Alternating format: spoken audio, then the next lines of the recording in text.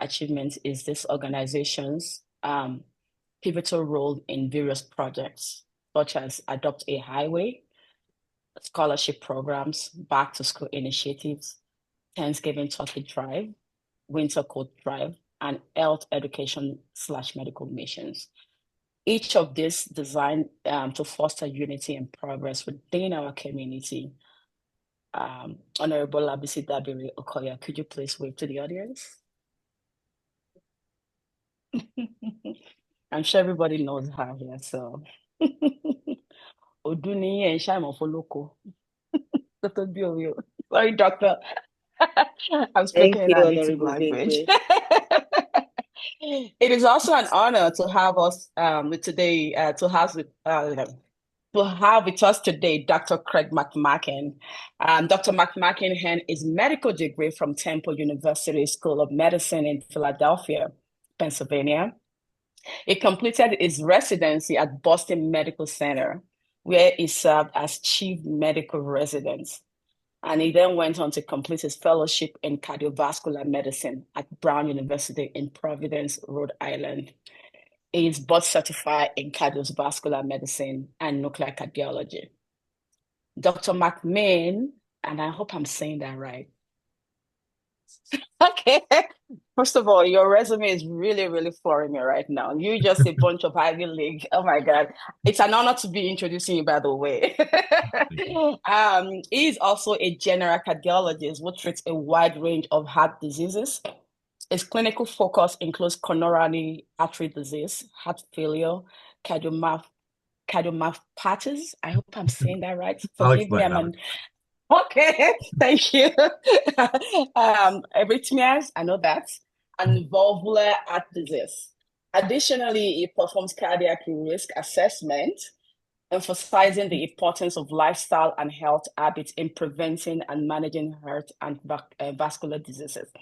He is dedicated to educating his patients and the community, inspiring others to live a healthier life. And we are so honored to have you, Dr. McMahon, amongst us to really pass on your great impact on us, to really teach us how to, be cognizant of all the risk factors and how to improve our lives so that we can live into, 90s and 100s, like the old former president, Jimmy Carter. That's my aspiration. I want 100. Welcome, sir. Take it away. Thank you. Thank you so much for having me. Thank you so much for that introduction. It's lovely to be here. As you said, I'm a general cardiologist, which means that I treat the spectrum of heart disease, and my particular interest and passion that gets me up every morning to come to work is to educate patients and educate the community, because it's my strong belief that the best way to treat heart disease is to prevent it, and the way to prevent it is to understand it. And that's why I'm here, and I thank you so much for having me. I'm a cardiologist at Capital Health Medical Center, where we have a full spectrum of services to both evaluate and treat heart disease. So again, thank you so much for having me. And I think I'm gonna my area that I'm not expert in is the technology here, but I'm going to do my best. I think just need to share my screen. There you go. That's my whole wheelhouse, so I can help you. Good. I'm So just that's kidding. coming. So I should be sharing my screen now, I It's think, good. correct? Yes, it is showing. Sorry, one thing, doctor, I need to do a little bit of housekeeping to our audience. So please, guys, ladies and gentlemen, I shouldn't say guys, pardon me. If you have any question, kindly hold on to it to the end of the presentation. I believe you can put it in the chat as well so that you can take it in cadence. We would like him to be able to cover everything he has to talk about. So please, mute yourself and just hold on to your questions till the end of it. Thank you. Thank you. Yeah, and please do. If any questions come up, please put them in the chat. One of the things I enjoy most about giving these presentations is answering questions. I really believe that if you have a question, likely that many others have that same question or a similar question, and I really enjoy that part of the conversation. So please, yeah, put the information in the chat. And if there's anything that comes up that you can't hear with the audio or video, maybe just put that in the chat, and the moderator, you guys can help me out with that. But so far, so good, it looks like. That's great.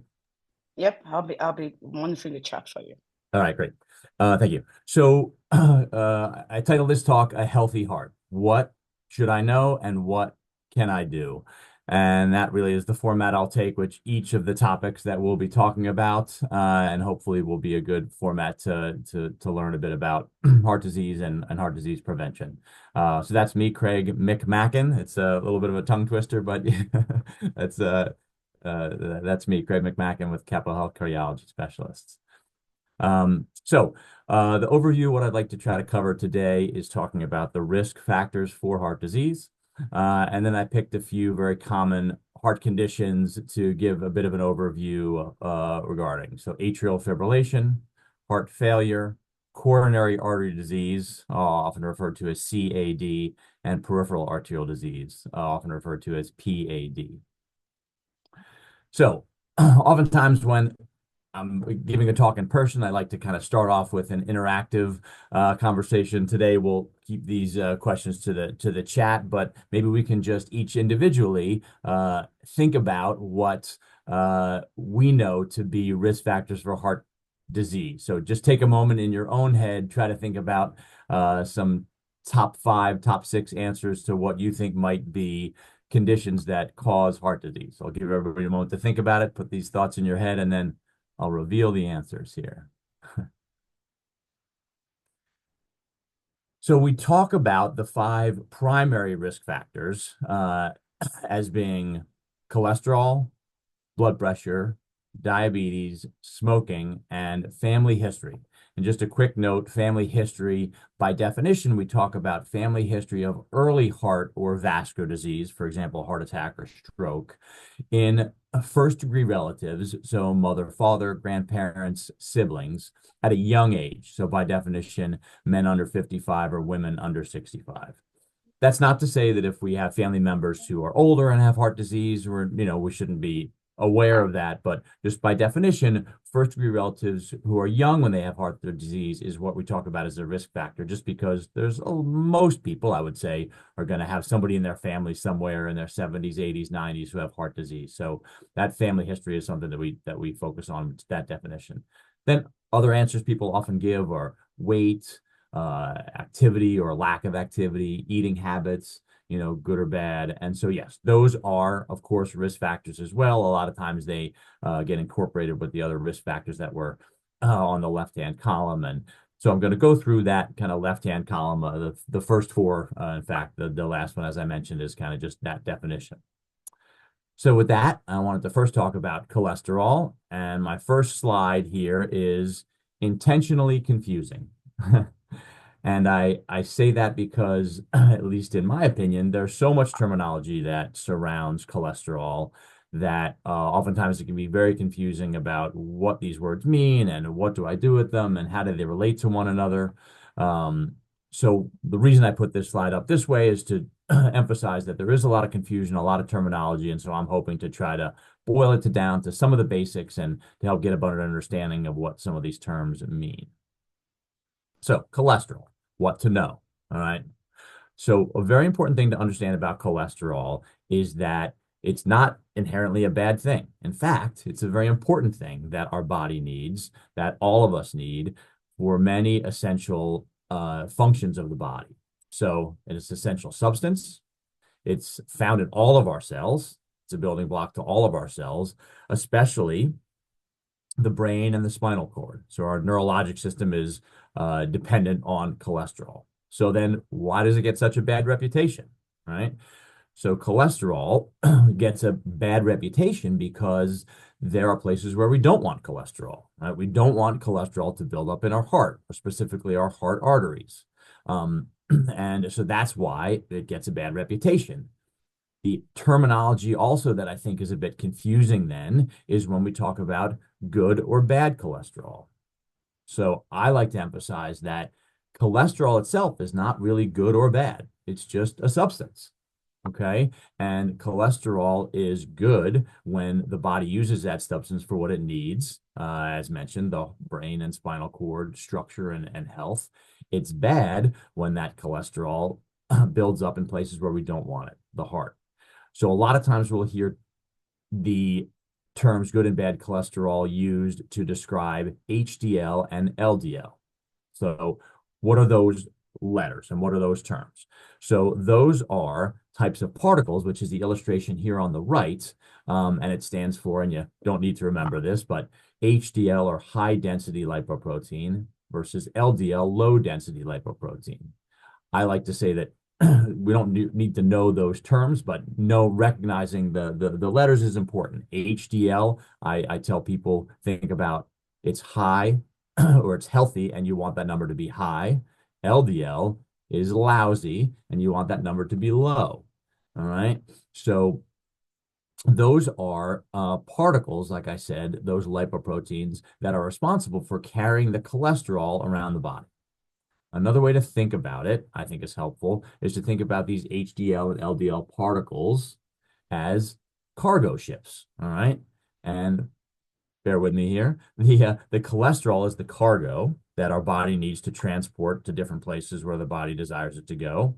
And the HDL and LDL are the particles or the cargo ships where that cargo is taken.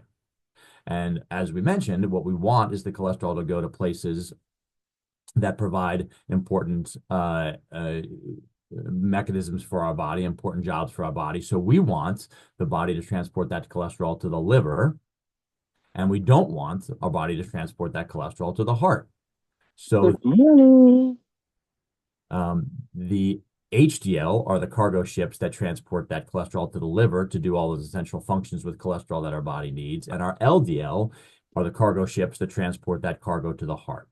So we want our LDL to be low. We want fewer of those cargo ships, and we want the HDL to be high. We want more of those cargo ships to bring that cholesterol cargo to the liver. So that's, I think, the basics, and those are the important things to know. What is cholesterol, what's LDL, and what's HDL, okay? So once we know that, then we can understand what we need to do, okay? So what can we do to bring this, and hopefully you can see my pointer here on the screen. I'm circling this LDL. What can we do to bring this bad or LDL cholesterol lower? The main thing to do, and this is another term that was on that initial slide, is minimize saturated fats. Okay, so how does fats and how does saturated fats and unsaturated fats, and how does that terminology fit in? Well, those terms are describing the compounds in the foods that we eat. Okay, so LDL and HDL and cholesterol describes what it looks like in our body. Saturated fats are the description of what is in our foods. And so it's saturated fats that we want to minimize in the foods that we eat, because saturated fats in foods, the more we eat fatty foods, the more saturated fats we eat, the higher the LDL cholesterol and the higher the chance of having plaque buildup in our heart.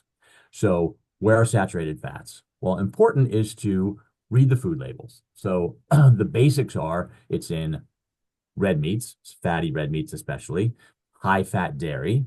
By that I mean your butter, cheese, mayonnaise, those types of things. And in turn, butter and those types of ingredients end up in a lot of baked goods, desserts, cakes, cookies, those types of things. So that's where we see a lot of saturated fat. But importantly, if you want to know if a food you're eating has a lot of saturated fat, and this will be a theme throughout, as we all should be comfortable reading those food labels because it's right on there. And so you want to see how much saturated fat in the foods that you're eating. What you prefer to do is make healthy fat alternative choices. And so here are some that we're, hopefully a lot of us are aware of: olive oil, nuts, avocados. Those have healthy fats. So just like I said, not all cholesterol is bad, right? In fact, we need it. It can be very good. Fats, the same thing. There's healthy fats and unhealthy fats. So we want to focus on what we eat being those healthy fats. Likewise, we want to make sure we are also working on achieving a healthy weight. And that hopefully goes hand in hand. And then in some people who have cholesterol levels, LDL levels that are higher than is safe, we need to talk about medications. And that is very individualized. And that's a whole nother conversation, a whole nother topic. I wasn't going to go into that in depth at all today, except to say that some people benefit from medications, and that largely depends on what a person's situation is. Have they had a heart attack? Have they had a stroke? Have they had some event that puts them at higher risk for having more heart trouble in the future, or those persons at lower risk where they haven't had any events and it's more focused on prevention? And so that situation really helps us figure out whether or not medications are necessary. The one other thing I want to point out here on this slide is that image on the right side of the slide, that you're going to see throughout all my slides. These I use a lot for my patients for education, and these are available to everybody on this CardioSmart website. And I'll give a couple more resources at the end of the talk, but this is one resource I think is fantastic, both for me, for these infographics, as they're called, to hand out to patients, but also for yourselves and others and the community to use as a resource to learn about all these conditions and to reference back to, after the talk today. So CardioSmart, that's a reference, and that's where this graphic is from. And a lot of stuff you'll see right here: heart healthy diets, exercise, lose weight, and some other things that we're going to talk about in a moment. The next risk factor that I like to talk about is blood pressure. All right. What to know. This will be a theme, as you're seeing throughout mine. More you know, I feel, the better you do. That's something I say to the people I take care of all the time. And that's, of course, why we're here. And that's an emphasis that I think is important to keep in mind. One thing to know about blood pressure, I think a lot of us know that having high blood pressure is potentially dangerous. And I think, though, that there's a lot more things that blood pressure can impact than most people realize. So stroke and heart attack are, of course, big events that we're trying to avoid. Blood pressure also, for a lot of people, manifests in kidney problems, can manifest in eye and vision problems. Over time can manifest in memory problems. And then there are also some other heart conditions that people may not be as familiar with, but are a big consequence of high blood pressure also. So heart failure, which we'll be talking about shortly, and then aneurysms, which is a bulging of our blood vessels, and in particularly dangerous is bulging of blood vessels in the brain. So cerebral aneurysms or brain aneurysms, or aorta aneurysms. The aorta is the main blood vessel that runs through the center of the body after leaving the heart. And if those blood vessels are to develop aneurysms, the big danger is that those aneurysms burst. And as you might imagine, that can be a very devastating event. So those are a number of issues that can arise with high blood pressure. So that's a little bit about what to know about what blood pressure can cause. And then, so what do we do? And I'll come back to some of the information on the right side of the slide in a moment. But what do we do? I'm just highlighting three particular points.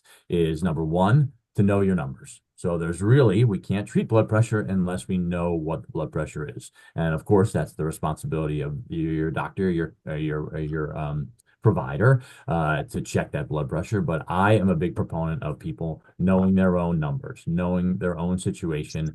That makes it so much, the doctors and nurses and all the caregivers to be able to best treat the blood pressure when each individual is engaged and they know their numbers and they're monitoring and they have a better understanding. So number one, know your numbers. And then the two big things that each of us as individuals can do to bring down blood pressure are exercise and salt. All right. So exercise, by that I mean a structured plan to get regular exercise. Activity is important, being active. A lot of people will tell me, oh, I exercise, I golf, or I walk my dog, or I do my yard work. And those things are important. But I don't personally count them as exercise as far as a part of the plan to treat blood pressure. Exercise needs to be a consistent effort on a regular basis, by definition, at least 5 days a week, at least 30 minutes of moderate intensity physical activity. That's our definition of exercise as part of the plan to treat blood pressure. As far as salt is it's a confusing topic for a lot of people. Some people will make the argument salt doesn't cause high blood pressure, salt doesn't cause problems, which may be true, but people who have high blood pressure or people who do have heart problems, specifically blood pressure and congestive heart failure, minimizing salt is an important part of their treatment. So it's a little bit confusing, or I think it's fair to say that salt doesn't cause high blood pressure, but if somebody has that condition, reducing salt is an important part of treatment. Okay. I was just pausing in case there was a question. So when I say know your numbers, I'm just going to go back actually one slide and bring our attention to this infographic. As I talked about before, this is available for reference, and it's available elsewhere too. These numbers are standard. Normal blood pressure, less than 120 on the top number, less than 80 on the bottom. and then definitions of elevated and high blood pressure. So these are pretty straightforward, as you'll see. A lot of times we talk about when the blood pressure gets above 140 on the top number or 90 on the bottom, that's oftentimes when medications need to be started if the efforts with salt and exercise aren't sufficient to bring that blood pressure down. A couple of quick points, and we can talk later if there's questions, but it can also be a little bit confusing that there's often a difference between what is normal blood pressure and what is goal for blood pressure once someone is on treatments. And it's not necessarily the same. Not everybody needs to get blood pressure down to this normal range. Sometimes it can be very difficult to achieve, and sometimes it actually was over-treating blood pressure if we try to get people down into the 100, 110, and 70 range. Most of the time, we're trying to get blood pressures when we're treating into 120, 130 range on the top, and 70 or 80 range on the bottom. Two more points about this. Number one is what do these numbers mean? So real quick, the top number, or what's called the systolic number, is the pressure in the blood vessels when the heart's squeezing. And the bottom number is the pressure in the blood vessel system when the heart's relaxing. And the terminology is systolic and diastolic. That's just referring to the systole and diastole, just the phases of the heart squeezing and relaxing. Often people ask me which one's more important, and the answer is they're both important. They're certainly both important. There's not one that's more important than the other. And some people might have a situation where just the top number is high and the bottom number is okay. Many times both are elevated. Either way, it's important that we know those numbers and we know what our goals are. And that's my second point is, again, we're on the what to know slide. And the what to know is what's your blood pressure goal? And that can be different for different people. It's not always the same. Generally speaking, the lower the better, certainly. But there can be also dangers in overtreating blood pressure. People can get lightheaded or dizzy or get on multiple medications and the medications not be well tolerated. So important is to know with who's ever treating your high blood pressure, have that conversation. What is my goal? Right? What is my goal blood pressure? So we need to know what our goal is. We need to then take responsibility to check our blood pressure. And then if we're not at goal, we need to ask, what's the plan? Right? What is the plan? So that's when I find people have the best control of their blood pressure when they keep coming back to me and saying, Doc, I've been checking. You told me we needed it to be in the 130s. I'm not there yet. What are we doing now? And that's a terrific partnership to get blood pressure controlled. I just put on the screen here just a little icon for this app on the phone that I often recommend people if they're feeling that's a good way to help them monitor their blood pressures. This app on the phone is just called Omron, is a brand of blood pressure cuff. I'm not promoting that necessarily, but it is a good brand of cuff that a lot of people do use. But this I find is a really helpful way for people to monitor their blood pressure and then bring back to me their numbers, and it's all well organized. And it's also helpful, I feel like, for people to see themselves in an immediate way what their blood pressure is, and this app gives them feedback on what the numbers are and can help them make sure that they're getting to goal. Next to diabetes and smoking, I'm going to be fairly succinct about these, largely because diabetes in general is not something that I am managing with my patients. A lot of time that is a partnership between a person and the primary doctor, or the primary doctor and an endocrinologist, which is a specialist that much of their work is in managing diabetes and other disorders, but diabetes is the one that pertains to our talk today. A couple of basics, though, about diabetes. There's two main types of diabetes. Type 1, which is, I would say, a little less common, but oftentimes more serious type of diabetes that often manifests early in a person's life. And that is a condition where the person's body does not produce enough insulin. And so oftentimes very earlier in life, some people may call this early onset diabetes. They often require insulin early on in this in the treatment. Type 2 is a more common type, and this is the type that we see people develop typically later in life. It oftentimes is associated with obesity, overweight, and also family history. Type 2 diabetes tends to run in families more than type 1. So if you do have a family history of diabetes, that very well may be type 2, and all the more reason to be proactive about trying to avoid diabetes, exercise, eat healthy, maintain a healthy weight. Diabetes, as you may know, it can cause a lot of consequences, much like blood pressure, heart attack, stroke, kidney trouble, vision problems. It can affect the nervous system also, neuropathy. It can affect healing, which can cause ulcers. So a lot of potential consequences of diabetes. And again, the best treatment, I would say, is whatever we can do for prevention. Smoking is our final big risk factor that we'll talk about. And I put again on this slide what to know and what to do all here in one slide. I think a lot of us understand that smoking too can cause a lot of potential health consequences. So I wasn't going into those as much as I just wanted to highlight a couple things that I think don't get talked about often enough. And that being that people who are smoking and who want to quit, which most people who smoke do want to quit. 70% of smokers want to quit. And it's important to understand you're not alone, right? Lots of people are in the same situation. It's a very difficult thing because it's a very addictive habit. But you're not alone, and there is help out there. And another important thing to know is that on average, people who are successful in quitting smoking have tried 6 times to quit. This always fascinated me, and it's always been something I highlight to people because it's discouraging. People try to quit, they're not able, they go back to smoking, and they are inclined to give up. I can't do it. But understand the people that are successful on average. So some people take more, 10, 20 times they've tried to quit. Some people are lucky, perhaps we can say, and quit cold turkey and they're done. And for whatever reason, they were able to. But most of us don't have that type of luck and need to try again and again and need to work through what is causing them to be addicted to the smoking. There's lots of factors, physically, emotionally, out of habit, different things. And that just brings me to my second point, that there is help. And here are 2 particular resources. This one phone number, 1-800-QUIT-NOW, that's the first thing that I'll tell to everybody who's smoking, who's interested in quitting, is that's your best resource, because that takes you to a program, a federal program that has been around for 20 years.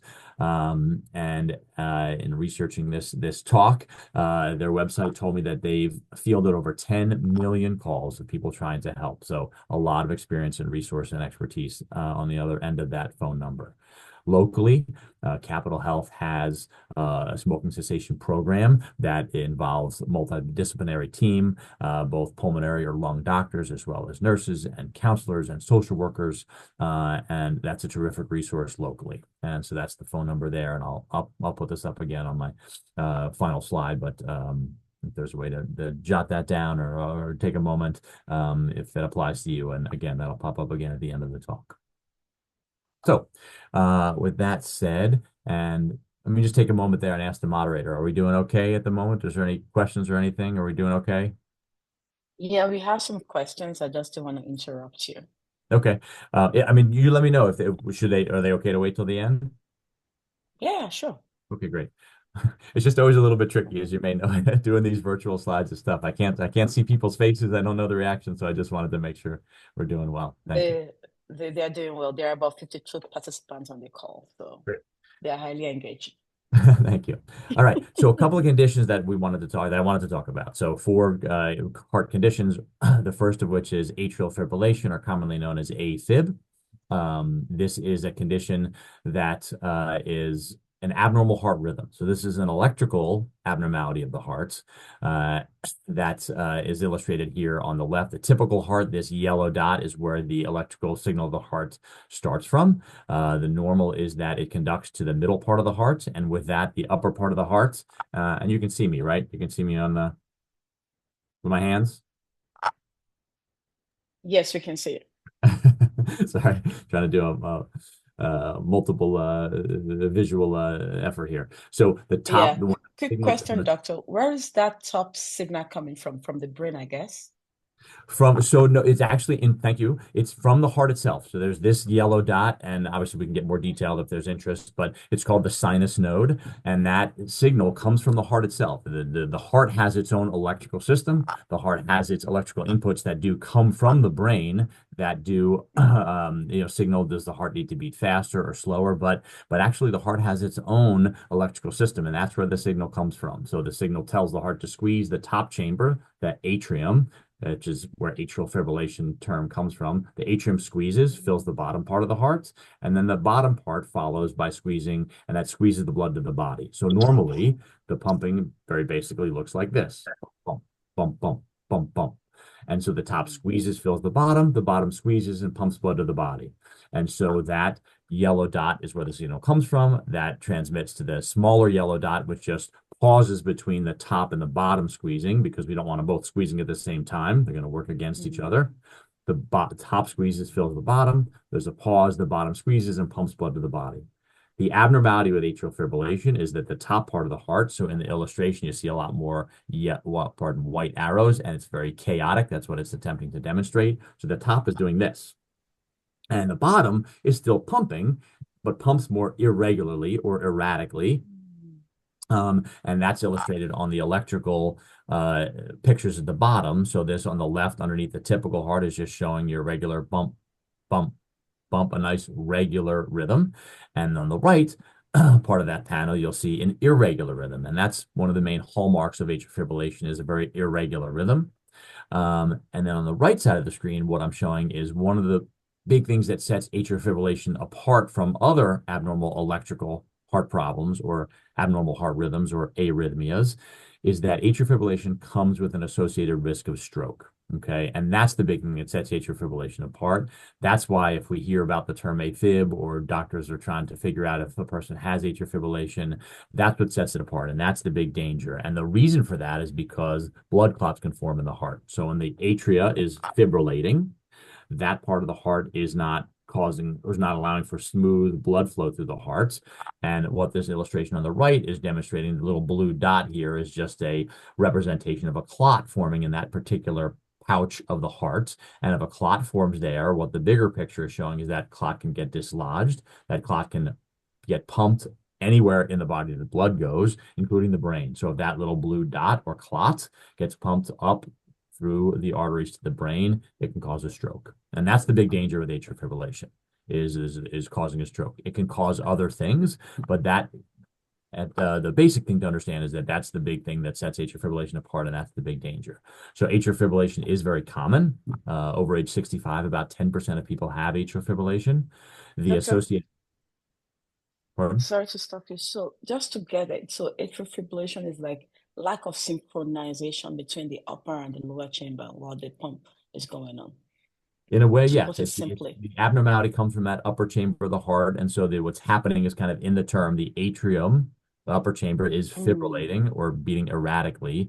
And then that conduction does go to the bottom. So the heart's still pumping. But people have atrial fibrillation. The heart is still pumping. It's still, the body's still getting blood flow, but it's pumping in a more irregular way. And then a lot of difference, and that's where I'm going with this next slide, is that one thing I always say to people, which is the third point here, is that everybody has a different journey with atrial fibrillation. And this is, as you might imagine, can be a whole talk in and of itself, or multiple talks, right? But that's why I'm just kind of offering the basics here. But again, we can talk more if we have time and questions. But everybody's journey with atrial fibrillation is different. From people who some people have atrial fibrillation all the time. They don't feel it. It's not causing any problems. It hasn't caused a stroke, and we kind of let it be. Other people go into atrial fibrillation. They feel, just like it shows on the right here, shorter breath, tired, chest discomfort, palpitations, dizzy, that we need to deal with, right? And that can be something that really everybody's atrial fibrillation condition, really, it's a very individualized thing that needs to be managed based on their particular circumstances. So without going too much further into that, I'll just say that there are some different types of AFib, which is what I was alluding to. Something called chronic or permanent atrial fibrillation, which is that person who has it all the time and we let it be because it's not causing problems. The other terminology is paroxysmal, which comes and goes on its own. And then there's fibrillation that sometimes, if it happens and stays and it's not tolerated, then we need to do something about it, procedures or medication. And some of that, again, is on this graphic on the right. Types of AFib: paroxysmal, comes and goes; permanent, all the time; in the middle, persistent, where we need to do something about it. All right. Another, and I think last point about what to know, is that the symptoms from atrial fibrillation, which we talked about a little, can be very elusive. Some people don't feel it at all. And as you'll see, these symptoms of tiredness, chest discomfort, dizziness, palpitations, chest pain, The tricky thing about it too is not everybody who has any one or some of those things has atrial fibrillation. Those symptoms can be a manifestation of so many other things too. And that's what makes it a bit tricky also. So I don't want to send a message here that anybody who feels a little short of breath now and then is AFib, or anybody who's tired has AFib. That's not the message. The message is that if people are having these symptoms that are bothersome and they're not what they typically feel, they should be evaluated. And one of the reasons might be atrial fibrillation, but it could be many other things, concerning things or less concerning things. But it's so that's the point about AFib, is that it can be elusive, it can manifest a lot of different ways, and everybody's kind of journey with atrial fibrillation is different. And here's a little bit about, what to do. And this is not just what each individual can do, it's really what can be done for atrial fibrillation. So we talked about the types of atrial fibrillation. Some terminology that comes up is rate control or rhythm control. It's important to understand those terms. Rate just refers to how fast the heart is beating. So if we talk about heart rate or pulse rate, that's how fast the heart is going. And that can be in a normal rhythm. You can have a fast heart rate for whatever reason. We go for a jog or we get startled or something happens, the heart rate goes up. And just because the heart rate goes up doesn't mean a person has atrial fibrillation. That can be a normal, a reaction of the heart to activity, or when we rest, then it goes back down. Rhythm is what we're talking about. When the heart goes out of rhythm, that's an abnormal heart rhythm or an arrhythmia or dysrhythmia. That's an abnormal heart rhythm. And sometimes we want to get that person back to normal rhythm. That's what we call a rhythm control strategy to atrial fibrillation. This is getting in the weeds here a little bit, and this is where I don't want to go too far into it because this is really dependent. No, I love it. Sure. I love it. I mean, I don't know about every person because these are the conditions we hear and we see in our community. So Right, it's good exactly. for But us to I have just mean a that, knowledge of it. it's not all of these terms, these treatments, or these things are going to apply to everybody, but I think it's important just to kind of Yeah. the general terminology so that, again, the more we know, the better we do. Because the more we know, the Hmm. better informed we'll be, and we can have, better, more conversations with who's ever taking care of your atrial fibrillation, and so you can better understand what the treatment plan is. So stroke risk reduction, we talked about the big feature of atrial fibrillation being a risk of stroke. And that's what this slide is about mostly. And this is a tricky conversation too. Most people, we treat that with blood thinners, but blood thinners, as you might imagine, come with their dangers too of bleeding. So if people are at higher risk for falls or have had bleeding events or have a low blood count, it can get tricky. And that's, again, this needs to be individualized, how we approach that. But generally speaking, atrial fibrillation stroke risk is treated with blood thinners. Medications are one treatment for atrial fibrillation. Cardioversion, again, more terminology, is just a procedure that is a quick shock to the heart in a controlled way in the hospital, with the anesthesia team. You're sleeping for this procedure, but to reset the heart back to normal rhythm. And then ablation is a more involved procedure that specialty cardiologists will do, not myself, who's a general cardiologist, but an electrophysiologist, an electrical cardiologist, does a procedure to try to get to the root source of the atrial fibrillation, and that's a catheter-based procedure to try to deal with the atrial fibrillation condition. But again, that's for certain folks in certain circumstances. Heart failure. So another common heart condition that people may have heard about, either themselves or loved ones or neighbors or friends.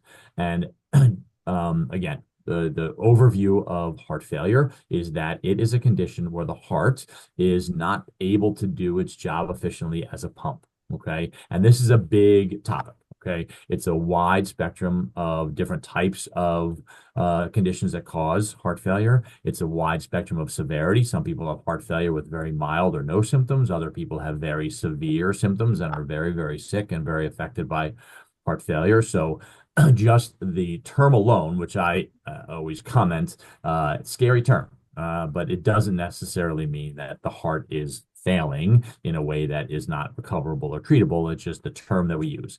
So wide spectrum of severity, lots of types of atrial fibrillation, lots of causes, and just very basically, the heart causes can be the heart is enlarged, the heart is weak, the heart is stiff. You have heart valve issues because the valves are stiff or the valves are leaky. Atrial fibrillation can, if uncontrolled, again cause heart failure. There's a tie together there, but many types, many causes, and many treatments. So my main point here is that just to be aware of the condition, to be aware that and having the condition itself doesn't mean that you're in immediate danger necessarily, because it's a big spectrum of severity. And then again, just be aware of what can be some symptoms. And you'll see here that some of the symptoms can be, again, overlap with one of the condition we just talked about: shorter breath, lightheaded, fatigue. We heard about all those things in atrial fibrillation. Symptoms can be similar, and it takes then some work with investigating tests, perhaps, and conversations and treatments to try to figure out what might be the cause of an individual's heart failure and the best way to treat it. Some causes you'll see here in the lower right, some things, again, lots of overlap here, right? We talked about diabetes, talked about high blood pressure, heart rhythm disorder, specifically atrial fibrillation we talked about, and we're going to be talking about coronary artery disease in a moment. Heart failure, what to do. The main message here, in my opinion, is, again, the more you know, the better you'll do. That's what I say often, and I have already today. But understanding heart failure so you can have these conversations and understand what your role is super important. This one in particular, and that's why I say it again here. I find that the people I care for, the more they understand about heart failure, not only the condition in general, but their particular circumstances, is super helpful in managing the condition. Some basic things to know.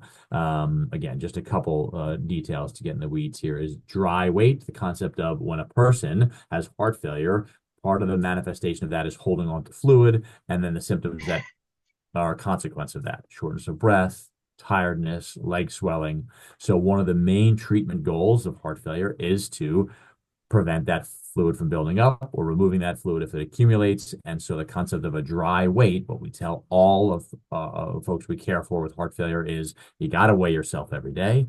And again, like we talked about before, knowing what the goals are, a big goal in heart failure is establishing your goal weight or dry weight. When we've gotten fluid off, that's why we call it dry, and then maintaining that weight.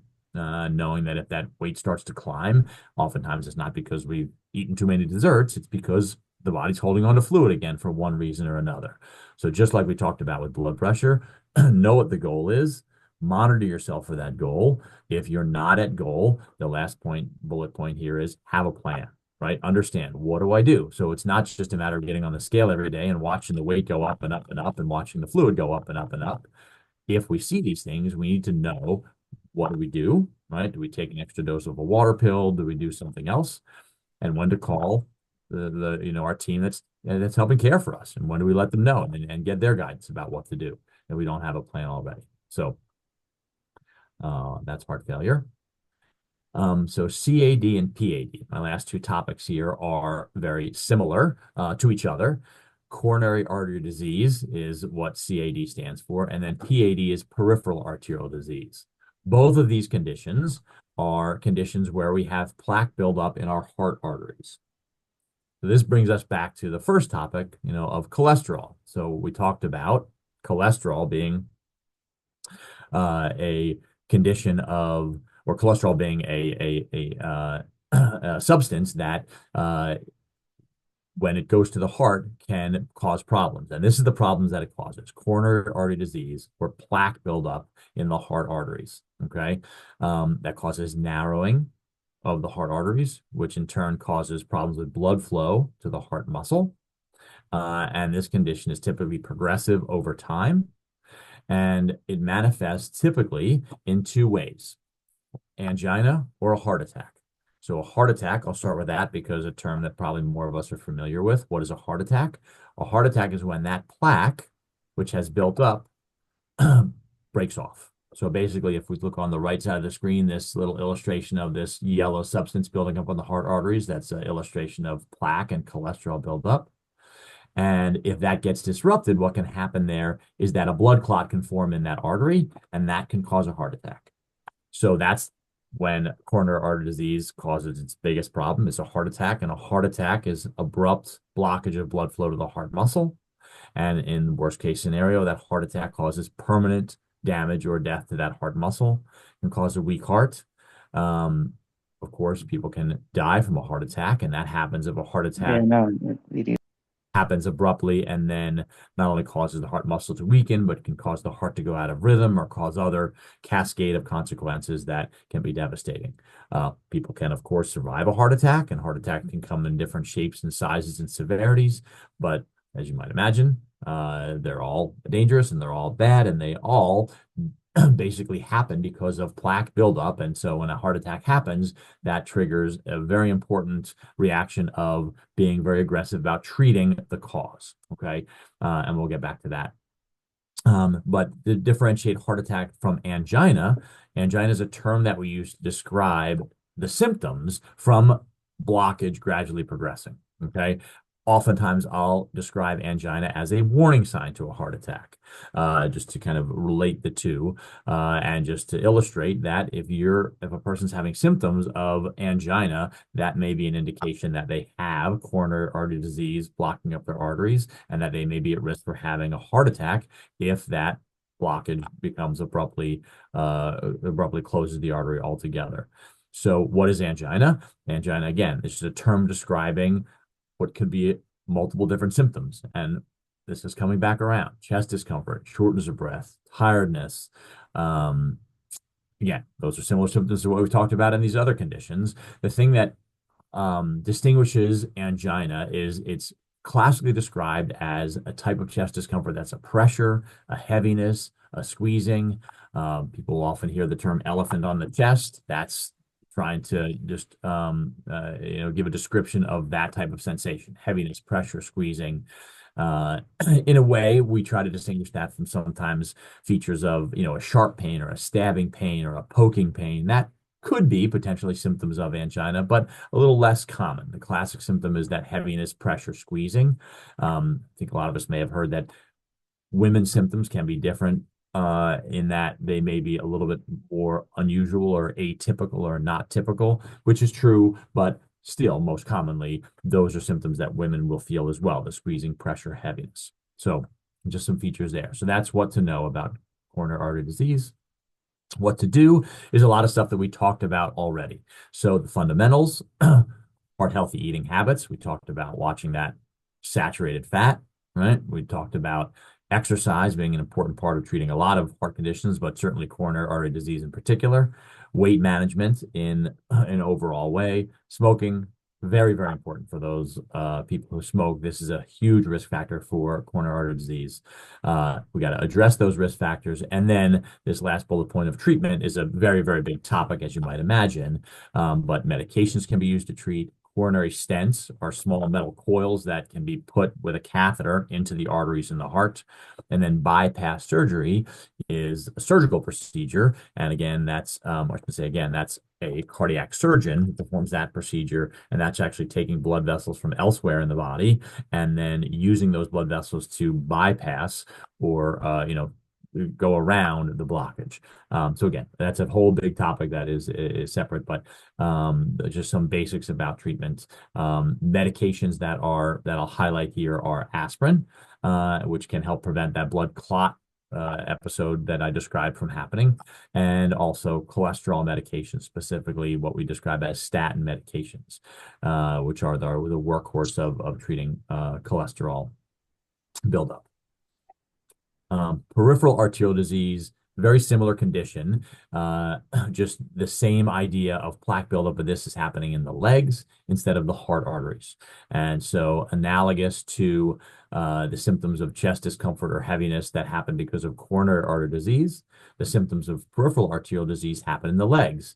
And I highlight this because it can be a bit more I'll say elusive again, or just something that people may not immediately think about being a circulation problem. Certainly, I think when people have chest heaviness or pressure or symptoms, they're going to bring that to somebody's attention. But the leg symptoms, people might just think, oh, my legs are tired, or I need to get more exercise, or wherever it may be. But if you get leg cramping or weakness or tiredness, especially when you're walking or climbing stairs, that may be a symptom called claudication. And that's just the term that we use, much like we use angina as the symptom for heart symptoms. Claudication is the term for leg symptoms in peripheral arterial disease. And that can get investigated by doing tests to evaluate the circulation to the legs. And then treatment is very similar. aspirin, cholesterol medication, risk factors.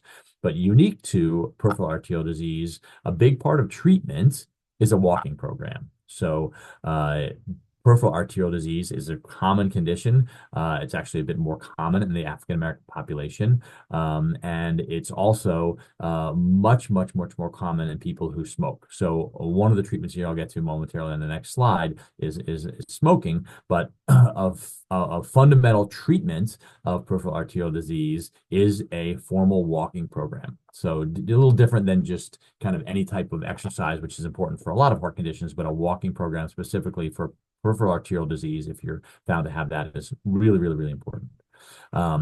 But most important in peripheral arterial disease, because there's such a strong correlation between smoking and peripheral arterial disease, even more so than smoking in a lot of other heart conditions. This is, for whatever reason, a unique and very clear association. Smoking can be a very strong reason why people develop peripheral arterial disease. So what to do? Recognize the symptoms that we talked about: claudication, quitting smoking, and then exercise, as I said, both for prevention and treatment. So that brings me to just a couple final comments, two last slides. Two key takeaways that I want to emphasize that ties into all of these conditions that we just talked about are nutrition and exercise. As I warned everybody at the beginning, I'm a cardiologist who's interested in prevention. And that's why I spend a lot of time with the people that I care for talking about these two topics, nutrition. And I use that term rather than diet. I just try to steer clear of the term diet, that people need to diet or eat a healthy diet, because I think it has certain it just kind of has a certain connotation that maybe is negative. I don't want people to go on a diet. I want people to focus on good nutrition. So healthy eating, nutrient-rich foods, whole foods. That's something that should be, I feel like, a focus that we should talk more about nutrition than diet when we're talking to people about healthy habits. And then exercise. So all these conditions that we talked about, exercise is important both for prevention and treatment. What type of exercise should we be doing? My advice to everybody is whatever you're going to do that you enjoy and are going to be continuing regularly. So whatever type of exercise. There's not one type of exercise that's best for our heart.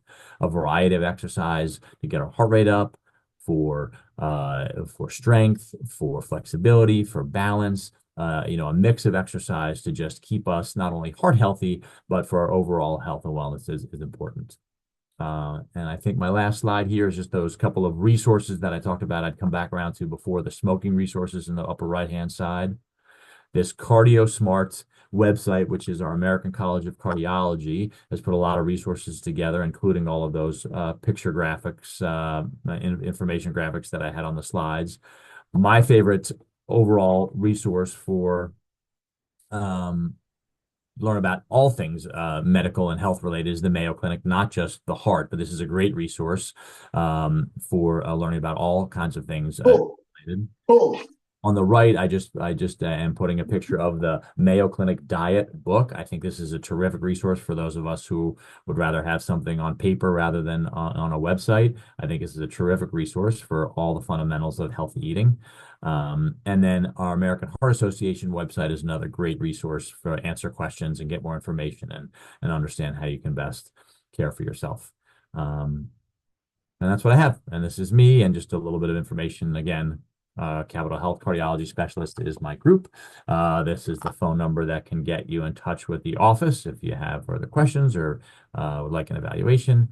And then the website as well to get you to not only myself, but the whole group, and all Capitol Health is right there for you as well. Thank you, Doctor. Can you leave this information on, your contact information? Can you leave it on? Certainly. Yeah, is it it's up there for you now? You see it? Yes. Great. All right. Thank you very much. Welcome. Over to you now, Honorable Bingwe.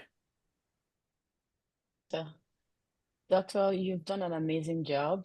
There are so many things I did not, I mean, I've been taught in college, but it just feels to resonate with me. The HDL, the LDL. You did an amazing job. And the AFib too. That was really helpful. Thank you, sir. Great. We have a lot of questions. All So right. So another let me see. sign I see of the your chat here. Maybe impactful I just want to make presentation. sure I can pull it up. So, okay, good. I just got the chat up. Great. Okay, so from the top, Yeah. I think I have the first question. So I asked if you're familiar with palm oil. Palm oil. Yes. Sure.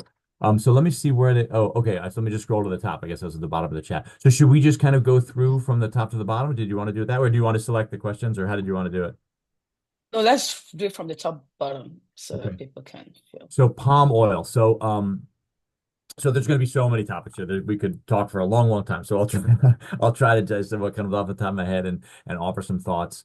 Yeah. So the idea of which oils are healthy is a tricky one, and I honestly feel like in just the number of years that I've been doing this work, 20 years, that a lot has changed, and you get different advice from different people, and this is a challenging one. So I will say, to be honest, don't take my comments here as the final answer. I would encourage everybody to do their own research about this because you will hear different things. But some things that I think are universally agreed upon are saturated fats. So oils that are high in saturated fats are the more dangerous ones, okay?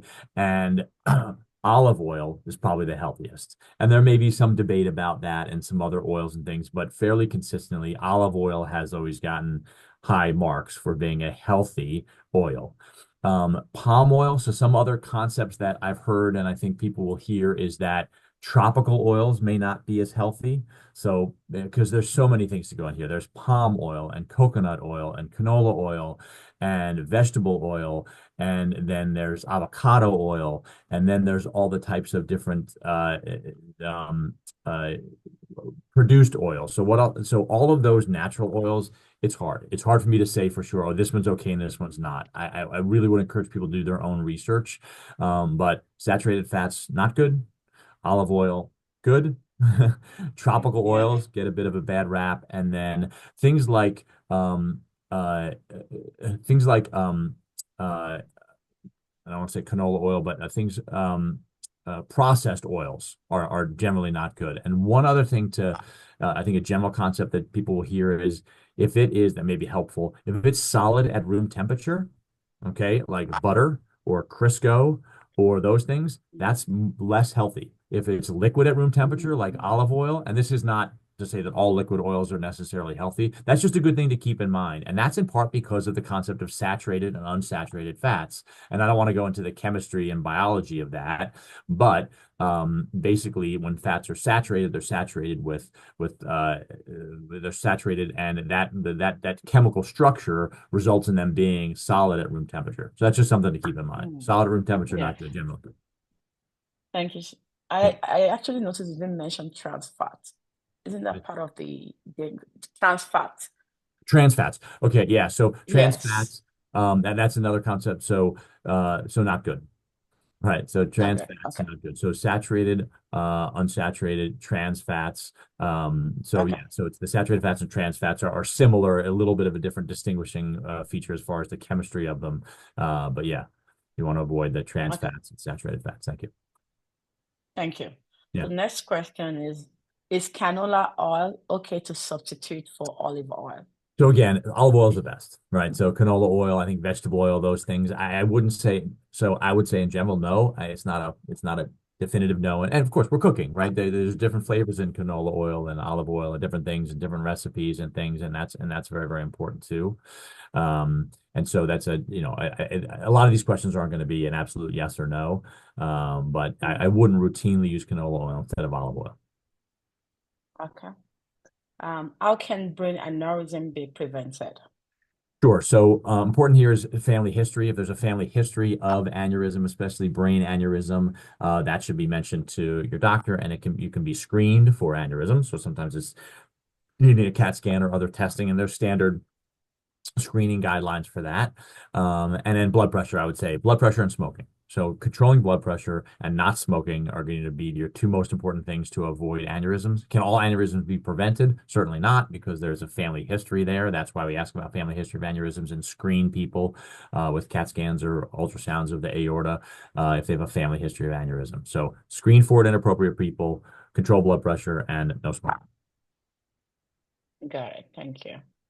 what numbers constitute a low blood pressure as we get, I mean, Great. Yep. from, I love this as we, question. I yeah. love this question. So that goes back to, first of all, the difference between normal blood pressure and controlling blood pressure. So normal blood pressure less than 120 over 80. So if a person has a blood pressure of 90 over 50, okay, and that's where they've been their whole life, and they feel fine, that's fine.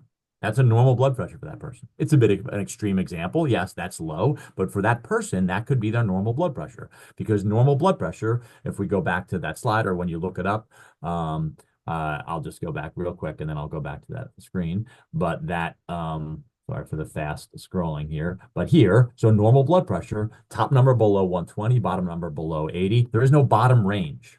Okay, there's no bottom range. So you can have a normal blood pressure that's that low. That's different than when we're treating people for blood pressure and the blood pressure gets driven very low. So people on treatment for blood pressure and their blood pressure is 90 over 50, okay, we probably over-treated the blood pressure. The one thing I say to people, and because it's different for different people. You may have different goal for your blood pressure. Some people 120s, some people 130s, some people 140s is okay if their circumstance means that trying to push that blood pressure lower might cause other problems. So everybody's a little different. In general, of course, lower the better. But often what I say to people too is it's too low when you feel it.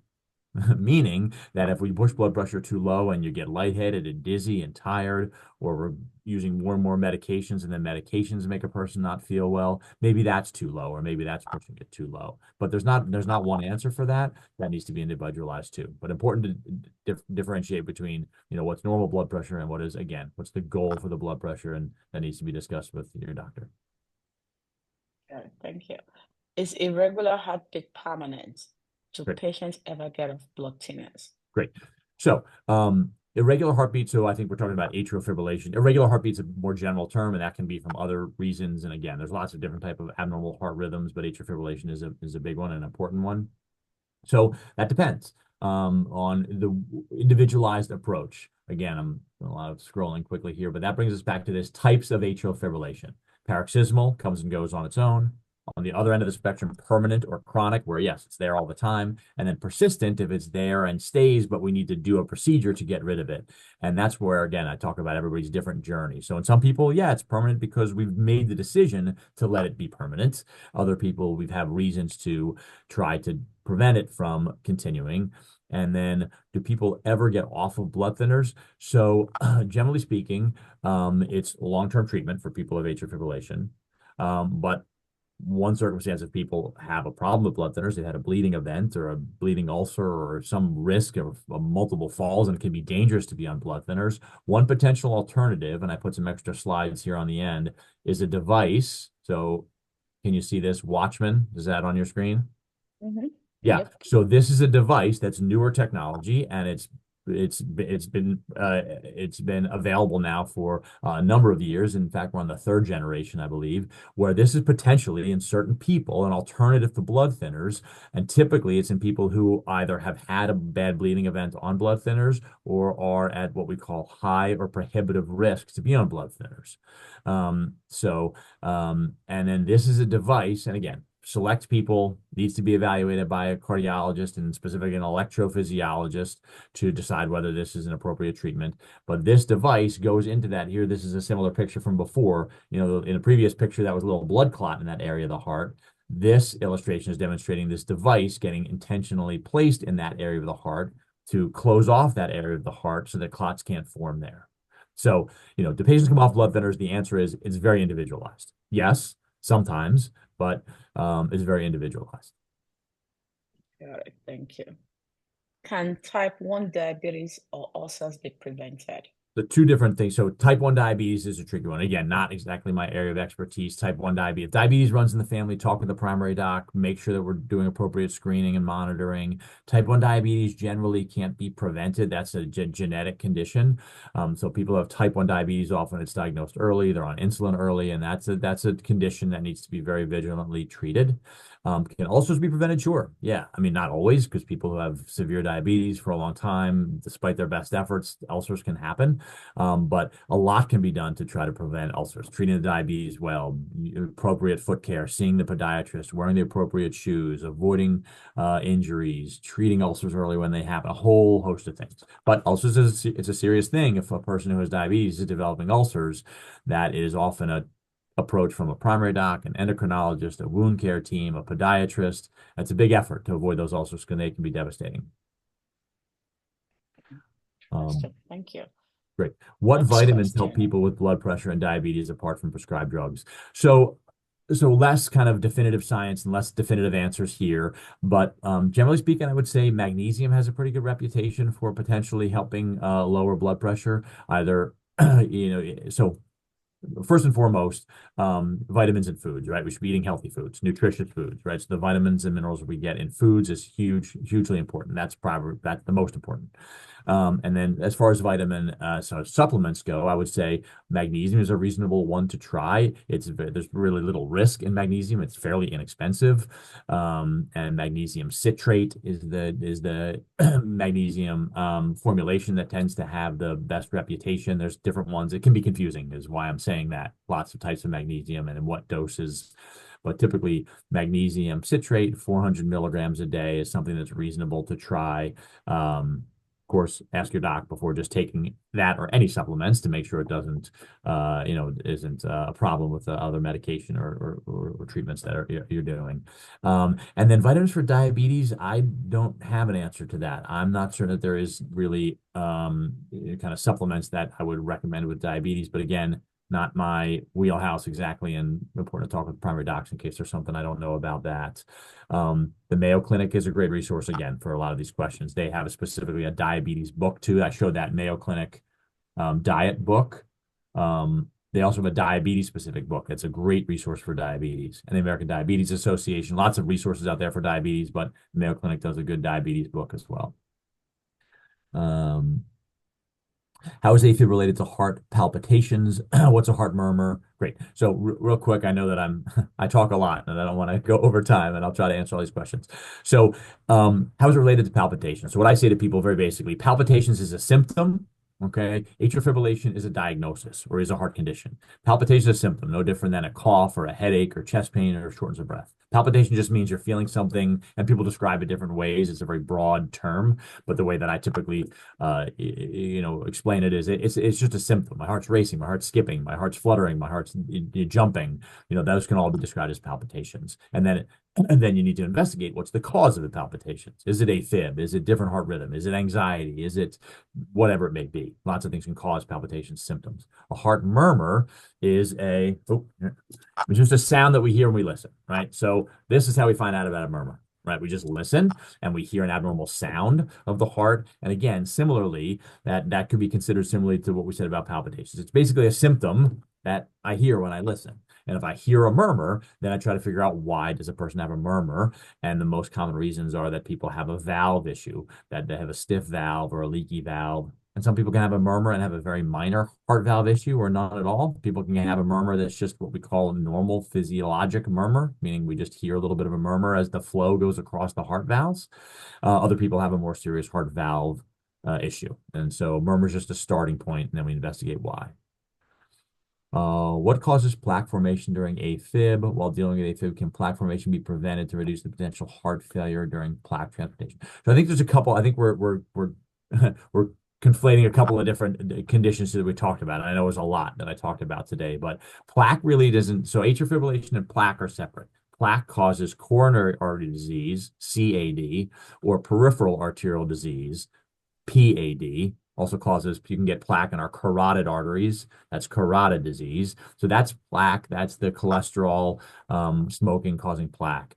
So plaque's really not a factor in AFib. AFib is an electrical issue. Some people will talk about atrial fibrillation being an electrical problem and coronary artery disease or plaque being a plumbing problem. Different parts of the heart. Can plaque formation be prevented? So that's what we're talking about today. Absolutely, right? With all these things we talked about today. Nutrition, exercise, diet, blood pressure, smoking, all of these risk factors, as we call them. That's how we try to prevent plaque buildup.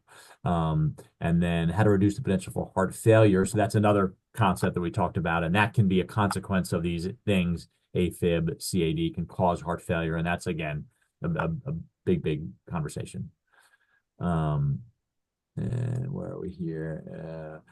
What causes plaque transplantation? Is an insertable cardiac monitor permanent, and what to expect after an ablation? Okay, so big, and these are specific questions, which are great questions, but very specific. A cardiac monitor, so we didn't get into that, but this is another way to approach atrial fibrillation. There's very tiny devices that can be implanted under the skin in some people, and this is a small percentage of people who we use this approach, but it's a potential option. You go under the skin to monitor for typically atrial fibrillation or other heart rhythm issues. Either we use that when people either have a condition that we're trying to monitor or having symptoms, palpitations, for example, or passing out or other things that we're trying to figure out. If it's because of an electrical problem, we implant a little monitor. And generally speaking, it's permanent. Generally speaking, it stays there forever. It has a battery life of about 3 years or so, give or take. And oftentimes we don't take it out. It's honestly so small that we just leave it there. Yeah, it's going to be taken out potentially, but sometimes scars into place.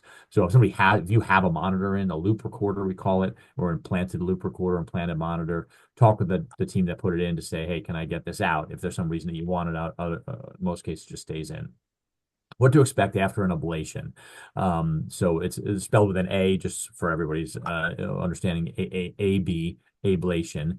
And that's, again, I don't want to get into it too much. That's a pretty specific question, and that would be a conversation with the doc who would be performing that procedure. But generally speaking, it's a pretty well-tolerated procedure. It's a catheter procedure. So that's where a catheter or a small kind of tube is put into the artery system, oftentimes the top of the leg, and then that goes up to the heart, and that with electrical energy or cold energy or radio frequency energy, buzzes the inside of the heart, and then that catheter comes out. And so really, after an ablation procedure, there's not a lot of recovery. It's just where the catheters went into the top of the leg. You got to be careful for a few days. But ablation procedures are generally well tolerated, but it's not so much about the decision to do an ablation is not so much about whether it's uncomfortable or not. It's whether you need it or not, whether your atrial fibrillation condition warrants that step up in treatment. And that's a, very, as you might imagine, individual circumstance.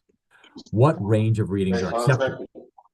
What are acceptable for LDL and HDL? Great question. Okay. And this, again, very much is an individualized determination, and it really depends on a person's circumstance. And it's a great question, and one that you have to have with whoever is helping you kind of work through this. But generally speaking, the lower the better with LDL, and the higher the better with HDL, right? LDL lousy, you want it low. HDL healthy, you want it high. And our goal for LDL, and that's the main target, is LDL. The HDL, a lot of times, it is what it is. Sometimes we get lucky or we don't as far as genetics and our HDL levels. May be able to raise those levels somewhat with exercise, but I don't want to get overly optimistic, because sometimes people will hear this, you got to exercise to raise your HDL, and they do, and it doesn't go up, and they get very discouraged. Don't get discouraged. The exercise is still doing you a lot of good, even if it didn't raise your LDL. Don't be discouraged. It just kind of is what it is sometimes, that the HDL is low in a person. And sometimes we're not even sure how much of a factor that is. That's a topic that what I say to people is the more we learn, the less we know, to some degree, about HDL. There's a lot we don't know about a lot of this stuff, and HDL is tricky. Generally speaking, the higher the better, but LDL, so the low density lipoprotein, that's our main target, and the lower the better. And how low depends on your circumstance. Somebody who's had a heart attack or a stroke or bypass surgery, we want it at least less than 70. In some cases, less than 55. And then for others, either they have some plaque or they have other things. We have to determine what our goal is for LDL. But again, that's what I was saying before about talking with your doc or who's ever caring for you, asking those questions specifically for your circumstance, and then knowing your numbers. Next time you get your cholesterol check, look at your own blood tests. If they say you should be less than 100 and you're at 115, the next question is, well, what are we doing? How are we going to get there? What are the particular predisposing factors of epidemic concern for African American Nigerian migrants related to developing AFib, plaque formation, heart failure? So great question. So I think I would say one of the big things that sets the African American African population apart is a tendency for high blood pressure. So honestly, some of the people that I've seen who have the most severe high blood pressure or the most severe consequences of high blood pressure are from African heritage, from African descent. And also, there's some unique ways to treat people who are of African descent. And different blood pressure medications tend to work better sometimes in African or African American populations, and specifically a type of water pill type of blood pressure pill, or thiazide diuretic, it's called, just to get specific. But yes, so I think blood pressure is a very, very important thing because, like I said, some of the people I've seen with the most severe high blood pressure, which can cause thickening of the heart muscle, and that's one of the ways that people develop heart failure. So some of the most serious conditions that I've seen of people who have high blood pressure causing thickening, causing heart failure, are African population. I got a great presentation. Thank you. Thank you in the chat. What are the percentage of having stroke if father, mother, brother, and sister died of stroke? So that's a family history. That's exactly what it's talking about. That's a concerning family history. I certainly can't give you percentages specifically, but that is something where if that's your family history, then trying to investigate what conditions those family members had. Did all of those family members have a stroke because they all smoked a lot? Did they all have high blood pressure? Did they all have atrial fibrillation? Lots of different things can cause strokes. So number one, telling your doctor that you have that family history. Two, trying to figure out what was the cause for their strokes. And then three, try to identify the risk factors for you and then address those risk factors to try to reduce your risk. Because depending on the cause, the treatment's different, right? If strokes are caused by high blood pressure, the treatment's lowering blood pressure. If a stroke is caused by atrial fibrillation, then the treatment is blood thinners. If a stroke is caused, you have plaque buildup in the carotid arteries, the treatment may be more cholesterol medication and treating the carotid arteries. So there's lots of causes of strokes, and so we have to treat the underlying cause. I've heard that the heart needs caffeine to function effectively. Smoking and coffee supplies caffeine. Smoking is bad for health. Is coffee acceptable? Great question. Tough one. I don't think we really know the answer about caffeine. Oh, so smoking bad for you. Smoking bad for you. Caffeine and coffee, that's a trickier one, and we don't really know. Honestly, I feel like we've heard different things about caffeine, and honestly, I'll say the same thing about alcohol. There was just a big, as you might know, the Surgeon General just warned about alcohol to any amount. We've also heard about alcohol, a little bit was good for you. One a day for women, two a day for men. Is it red wine? Is it other types of alcohol? That's a tricky one too, right? Caffeine, I think, is similar. I think generally speaking, there's probably okay to drink, if you're drinking caffeine in moderation, cup of coffee a morning, that's probably fine. Although what I'll say is everybody's different, right? And if you have a condition like high blood pressure and you notice that when you drink your morning coffee, your blood pressure shoots up 20 points, and on days that you don't have coffee, it's normal. Okay, well, caffeine's not good for you. It's not good for your particular circumstance. If you have a cup of coffee every morning, you don't have high blood pressure and you're healthy and you like your coffee, then it's probably okay. But it really depends on and that's where I also say you need to know yourself, right? The only way you're going to know that is get yourself a blood pressure cuff, keep track of your blood pressure, and see what kind of impact coffee has on you. What about palpitation when you take coffee? Because I've heard that there's a great. correlation. So again, individualized, right? If you drink coffee and your heart races and pounds and you feel terrible, your body may be sensitive. I guess a different way to say it is everybody probably has a different reaction to coffee and sensitivity to coffee, like most of us, right? Some people can drink a strong coffee at 8 o'clock at night and still get a good night's sleep. Other people, it's going to keep them up all night, right? So, everybody's different. And that same thing can happen to what impact does it have on your blood pressure or other things too. Lots of takeaways, not just your top two. Thank you.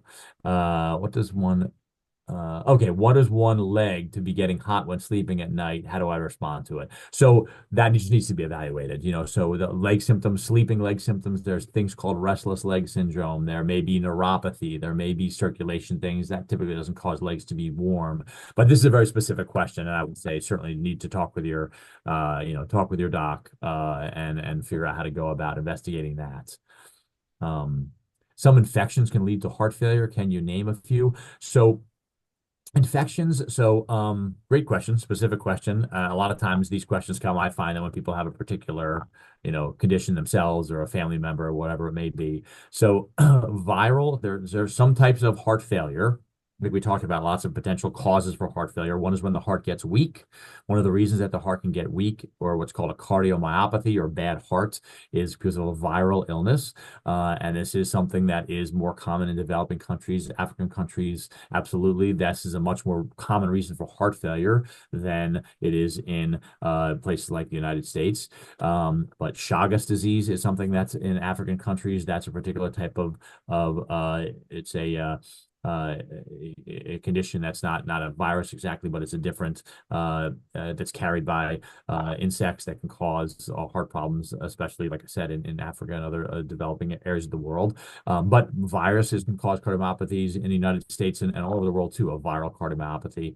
Then there's also bacterial infections that can cause heart valve problems or endocarditis that can damage heart valves, but that's very, very specific. That's a very specific kind of type of condition that happens. Hope that helps. And very informative. Palm oil and coconut oil gets a bad rap. Yeah, so we talked about that before. The tropical oils, even though they are saturated fat, they're both exception to bad saturated fats. Yeah, it's very tricky. Dr. Phil went online and advised people to take a teaspoon of palm oil daily. That's what I mean about you'll hear lots of different types of advice, and it is challenging to try to get through all of that conflicting advice. Like the doctor said, let's all do our own research on palm oil and coconut oil. Thank you. What causes my throat to go dry when I wake up? So very specific question, right? Talking to your doctor about that. Actually, I mean, I will say just a quick thing, mouth breathing. This is very much off topic here, but it sounds to me like you might be mouth breathing, right? And people who are mouth breathing generally is not as healthy as breathing through your nose. There's a lot of, I think, old and new research and different theories on this, but generally breathing through your nose instead of your mouth is felt to be much healthier. And then when I hear about this, the first thing I ask people about is, are you a mouth breather? Do you snore? Might you have sleep apnea? That's one thing that can be, if people are snoring and their mouth's open because they need to breathe when they're sleeping, that can dry you out. And so it might just be is what it is, and you have that's your environment. But that's one thing that I would tell your doc about and ask about. Should I be evaluated for sleep apnea? Might I be a mouth breather? Might that be a symptom of sleep apnea? Can you put that medication on the chat? The one about blood pressure for people. Yeah. The chat. How can I do it? Let me put something up there. There we go. At the bottom of it, yeah. HCTZ is the abbreviation. Hydrochlorothiazide, or just thiazide, is the type of the A in there. THIAZID, thiazide, and then chlorthalidone. So the two main ones, so the thiazide is a group of diuretics. That's the class of diuretics. It's a water pill type of diuretic, but it's more for blood pressure than as a water pill. And then the two are hydrochlorothiazide, abbreviated HCTZ, and then the other one is chlorthalidone. And that's just the two types in that class. But it's not showing on the chat. Blood pressure medications and that, and then along those lines, a lot of African American persons are maybe more salt sensitive than other races. So that's an important thing in blood pressure too. If you're African and have high blood pressure, salt may be a very, very, very important part of treating your blood pressure, as it is in most people. But again, that's the type of thing. See your circumstance, check your blood pressure on a day where you accidentally ate too much salt, and then check your blood pressure on days where you were more vigilant about limiting your salt. And you may find that you're really quite salt sensitive. Oh, I typed them in there. I didn't send it. Sorry. There it is. Yes, that's what I thought. Sorry, I didn't send it. I typed it in. Yeah. This is just amazing, Doctor. Thank you so much for this information. Sure. Glad people got a lot out of it. I want to thank you for heeding our call. This is, again, we hope to see you back again. And I want to tell the audience a huge thank you for staying engaged. This is 11 minutes past the time. We have 54 people on the line. I just want to put a quick caveat out there. If you are unable to ask a question through the chat and you want to ask the doctor directly, please unmute yourself and ask your question. If there are no other questions, I'll let everybody have a wonderful afternoon. Yeah, I have time. I can stick around for a little bit longer if anybody has questions. Like I said, I enjoy this part. Thank you so much. That's so gracious of you, Doctor. The audience, do we have any other question or a follow-up to what you have asked? And also, perspective. We do have some doctors on the call too. I think I'm going to call one out to share perspective. Dr. Bebe, if you're on the call, you can unmute and please talk to us about what you feel about today's presentation, or if you have any other insight to share. Dr. Adenusi.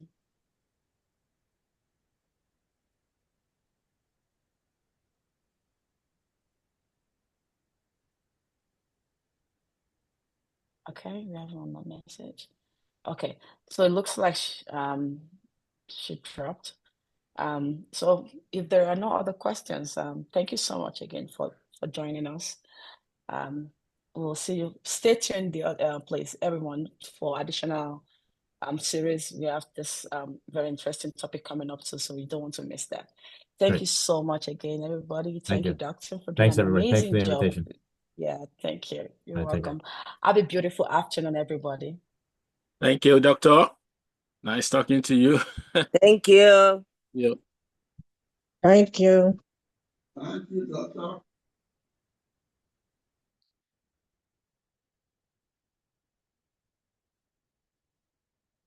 Thank you, everyone.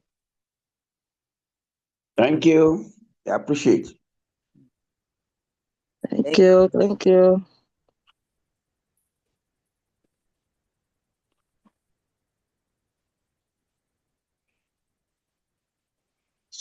It's 20. Eka Soma.